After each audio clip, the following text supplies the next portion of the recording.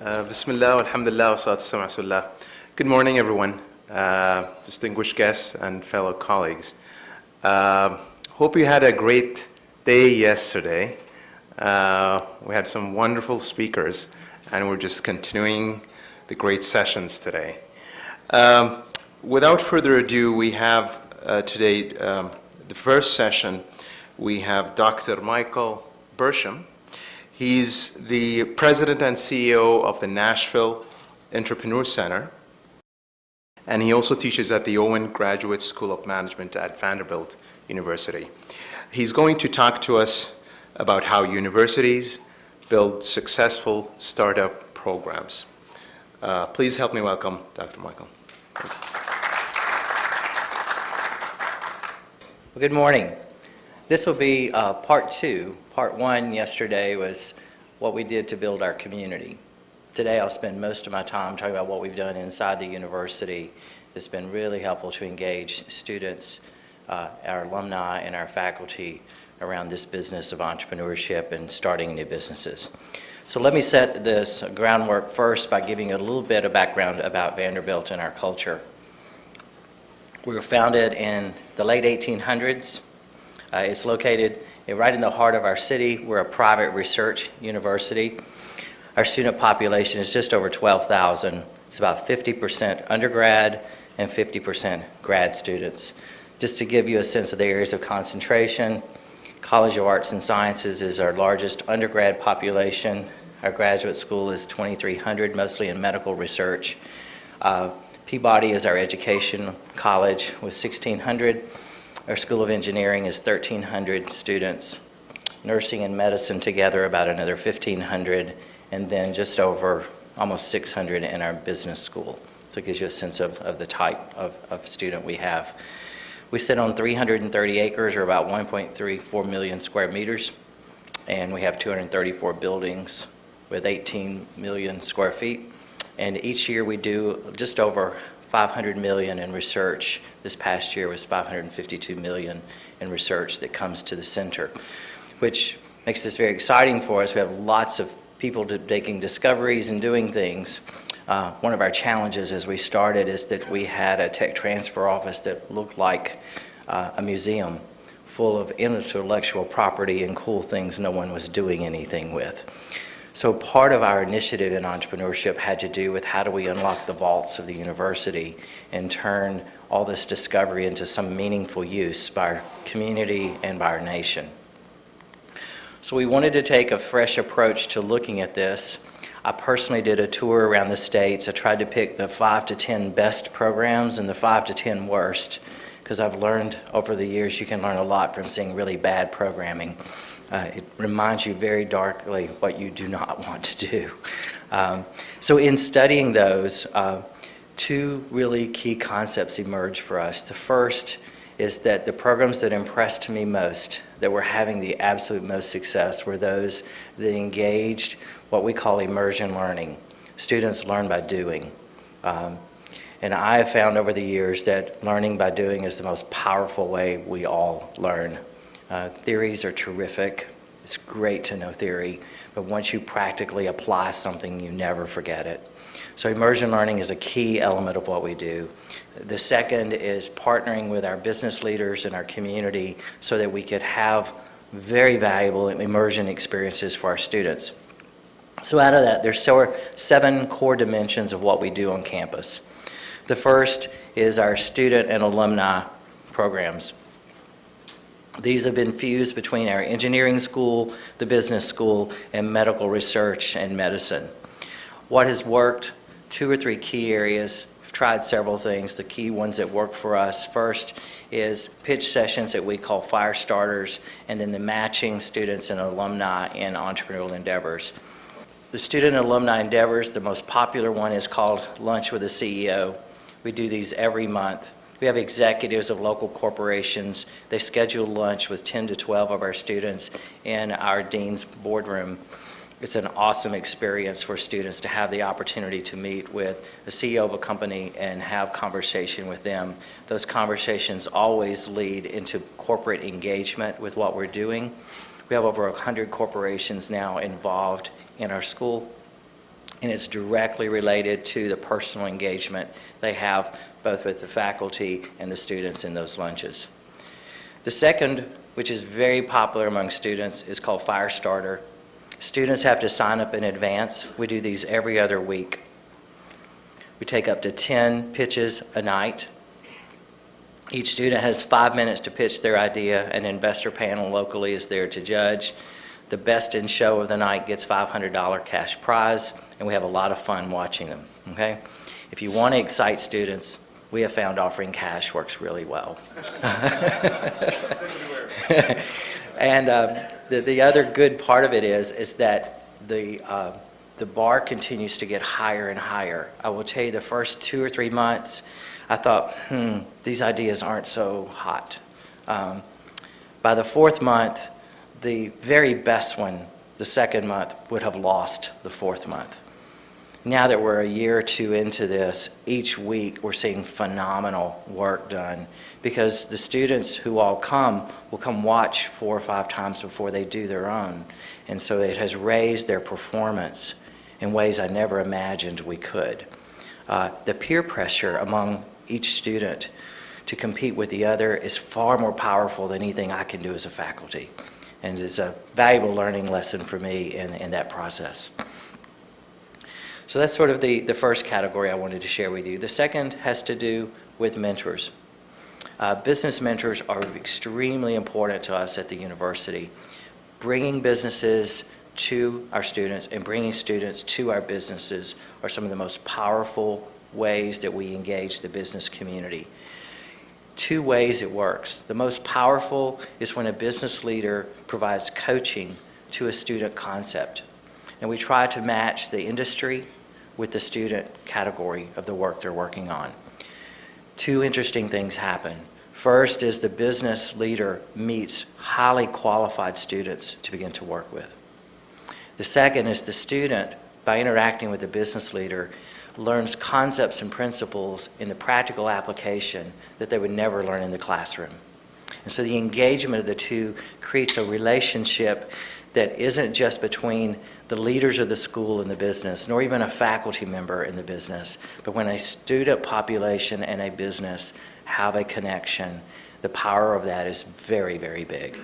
So we continue to have more and more and more of these because once a business feels ownership of our students and the projects they're working on, the level of time and commitment they give is outrageous. So it's a very powerful way to do that. We also look for interesting ways to form more formal partnerships. I'll show you a video toward the end where you will see in our building we have ways that corporations have expressed their participation in what we're doing in various programs and services we do. But we also find some interesting ways to partner with them to let the entire community know and our city know that what we're doing together with businesses matters. One of those that's a lot of fun is called speed dating. And the speed dating isn't quite what you would think in the normative find a mate relationship, but it has to do between someone looking to build a business and all the people who could help them. And each person has about a minute to say what they're trying to accomplish or work on. You have a scorecard with you, and your objective is the end of the evening is to have 5 names on your card with an email and a phone number of interesting people you met that night or that day that you'd like to follow up with. And it teaches our students how to network and build relationships, how to express what they're working on and engage others, because a real leader of a business attracts talent. Our students needed to learn how to attract talented people to their idea, just as a CEO has to learn how to attract talent to join them. And it was a missing element in what they were doing. So this process teaches our students how to attract other talented people to want to help them with their cause. And it gives leaders an opportunity to provide some coaching to students who are a little challenged with that. Now, the most popular thing we have done is something I'm going to present to you in a short minute video here, so very, very brief. But it's called the Next Awards. 3 years ago, we started celebrating our entrepreneurs with the city. We wanted to do something specifically with the city because if your university is anything like mine, you're almost an island in the middle of the place you are. And most of the people in the city are like, well, what do they do over there in those buildings anyway? So we partnered with all the city political leaders, the Chamber of Commerce, anybody that had government, anything associated with them, they're a partner. So why is that relevant? The entire night is underwritten by local banks, large corporations, our entire leaders of our business community. They're all there with tables of their leaders, with our students, with our faculty, with our alumni, with people creating businesses. And it's the night the entire city honors and celebrates entrepreneurs. It's a way to get many more people engaged than we would ever have before. Our mayor helps present awards, our governor helps present awards. So it becomes a very special, celebrated night.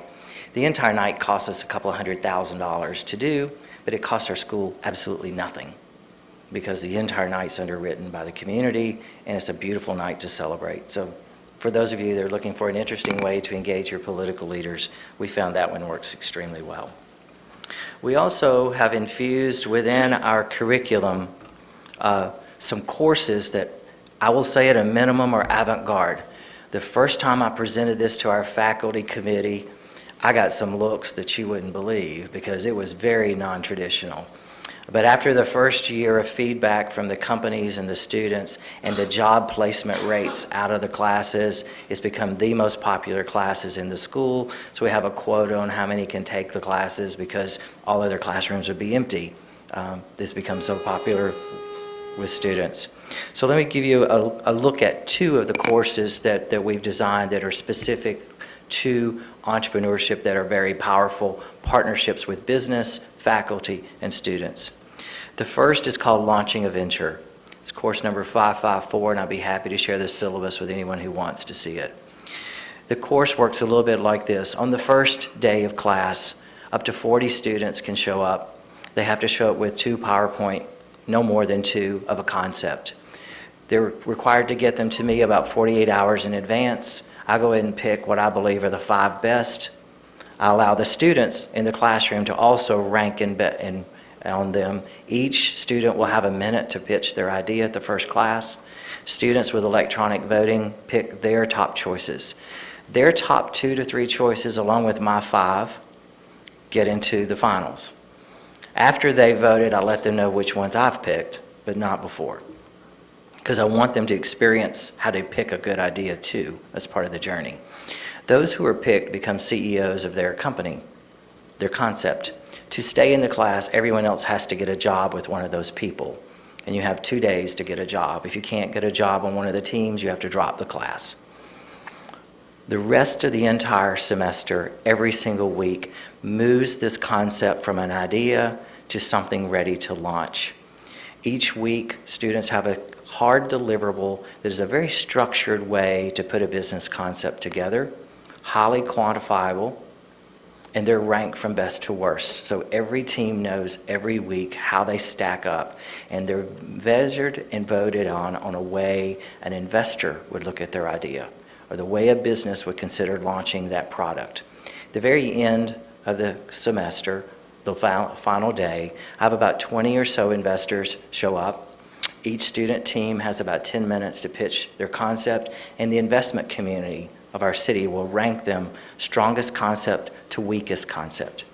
The top 2 are awarded the opportunity to move into the center and seed money to launch their business.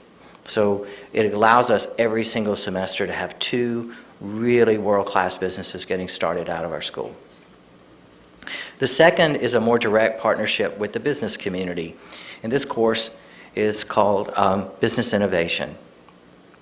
Now, given that I'm a very big healthcare and technology city, most of our companies are going to be healthcare or technology, but the concept works pretty much the same.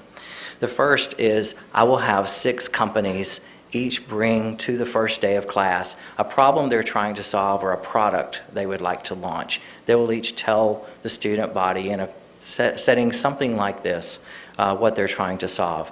Students form teams around those problem issues of a company they have affinity toward. They've researched the companies before they get there. They know which 6 companies are presenting. And then student teams form, and they spend the semester developing a new product for that company. They have a liaison at the company that they work with every week, conference calls and meetings about what they're doing for the corporation. At the very end, their final deliverable is each team presents to the corporate leadership of that company a proposal of what this new product would look like.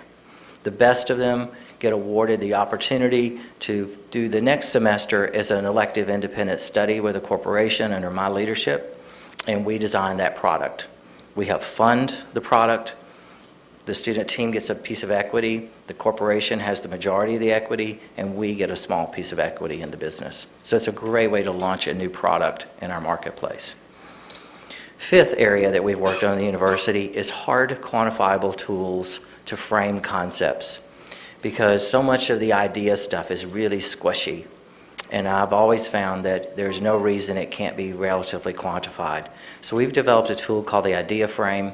I'll be sharing it tomorrow at the mentoring session for those of you who are attending. But it's a simple rubric that teaches you how to take an idea and frame it to make a go or no-go decision around a concept. Could this have margin? Does it have any potential life as a business?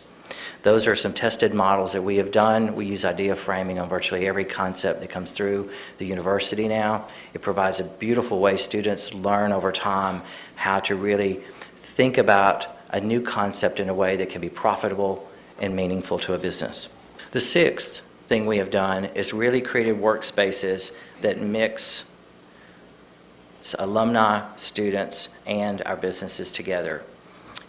Through this cooperation of all the different schools, we have a number of meetups and workspaces where businesses and students just routinely interact every single day. I don't need a special event for them to be there, they're just there.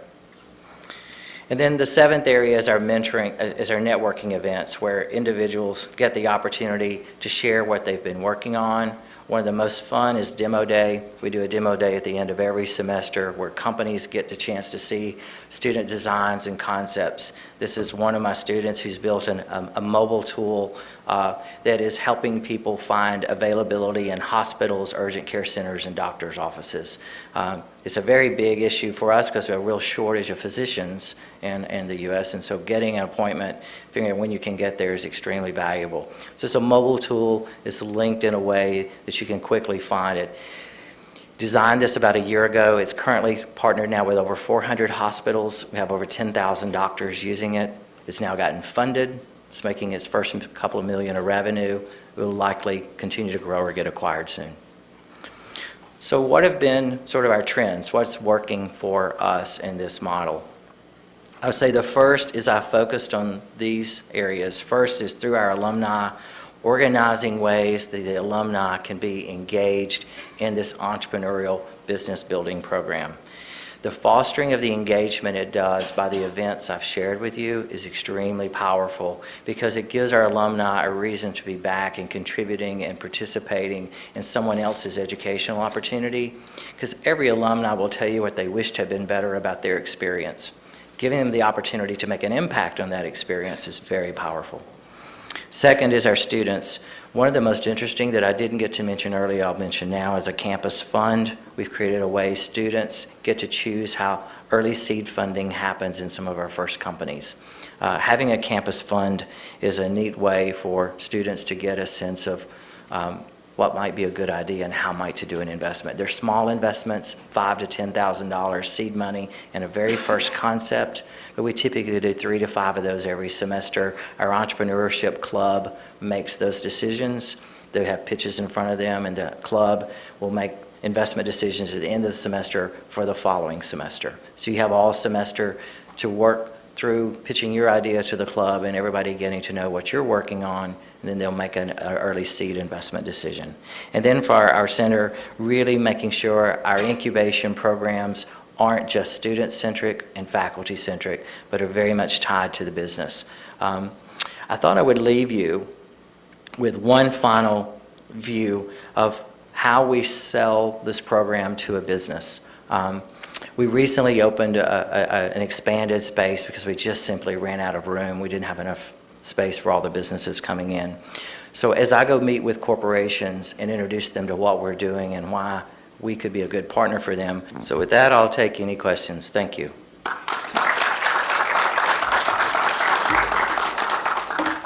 Thank you very much, Michael. That was awesome. Thank you. Wonderful. We'll take a couple of questions. I'll ask the first one. Okay. Working. First of all, congratulations. Almost makes me want to move to Nashville.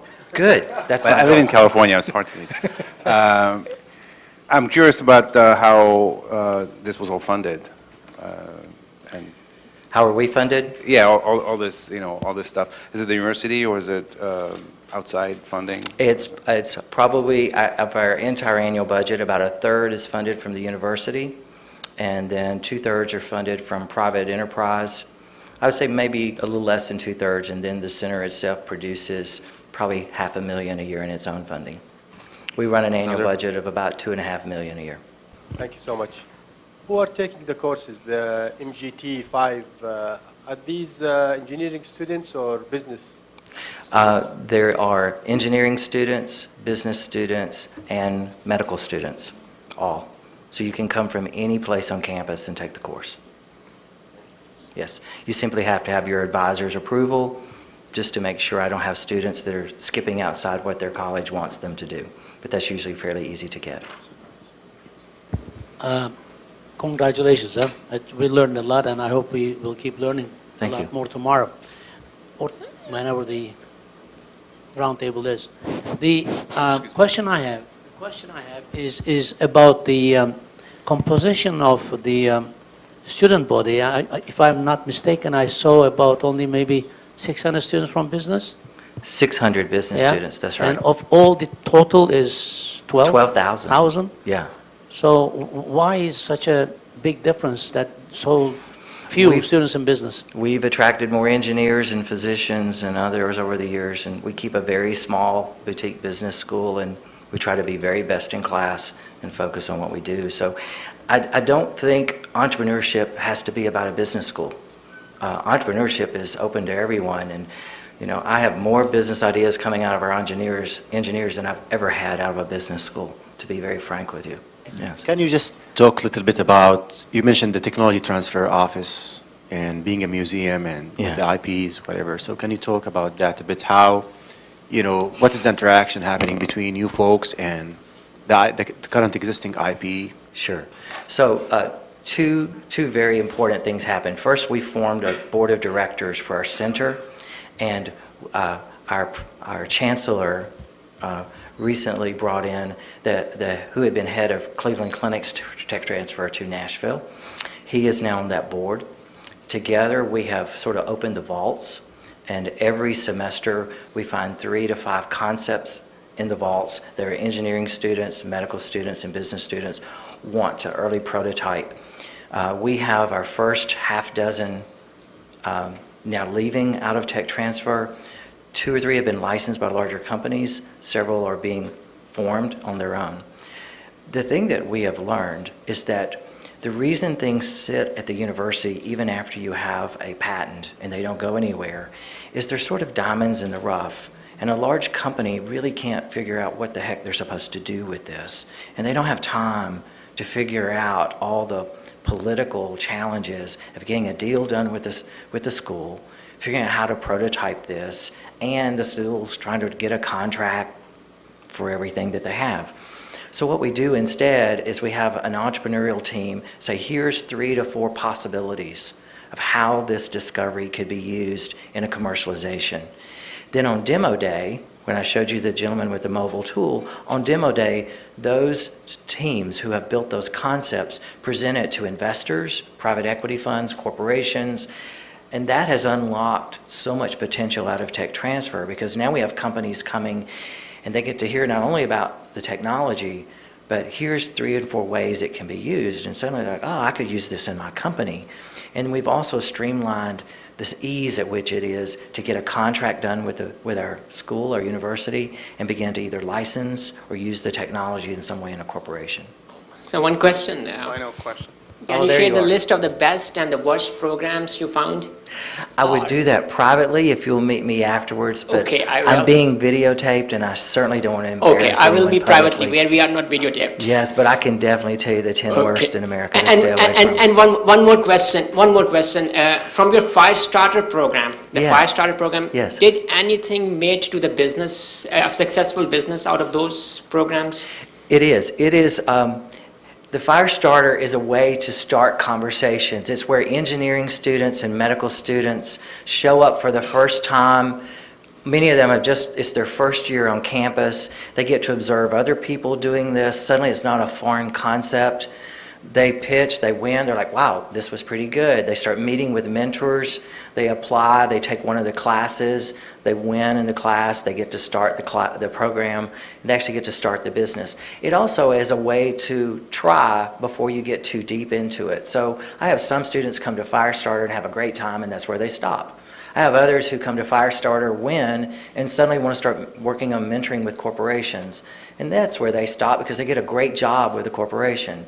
Then I have other students who continue that, decide to start the business. We give them their first capital, and we have corporate partners helping them launch their business.